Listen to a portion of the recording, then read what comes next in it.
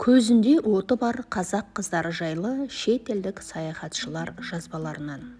Йоган Гмелин, неміс ғалымының айтуы, қазақ әйелдері атқа мініп, шаруашылыққа ерлермен бірге қатысады. Олар киіз үйдің ішкі шаруасын ғана емес, көшіп қону жұмыстарында атқарады. Джон Кестел, ағылшын көпесі. Қазақ әйелдері еркін, өз құқықтарын жақсы біледі және күйеулерімен тең дәрежеде сөйлеседі. Олардың мінезі өткір, бірақ сонымен қатар ақылдылығы мен мейірімділігі де байқалады. Томас Аткинсон, ағылшын саяхатшысы. Қазақ әйелдерінің көзінде оты бар, мінезі салмақты әрі шынайы. Олар отбасы мен балаларын ерекше құрметтейді, бірақ сонымен қатар ерлермен тең дәрежеде пікір білдіре алады. Василий Радлов, зерттеуші.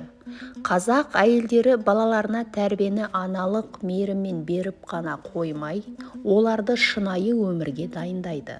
Қыз балалар кіші жасынан ақ отбасылық жауапкершілікке үйренеді. Ужвальди Мезиокавезд, француз этнографы. Олардың әйелдерінің түр әлпеті тартымды, әсіресе көздері әдемі, жүздерін сарт әйелдері сияқты бүркемейді.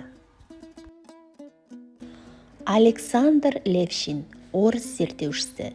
Қазақ қыздары табиғи сұлулығымен ерекшеленетін, мінезі жұмсақ әрі ақылға бай деп сипаттаған.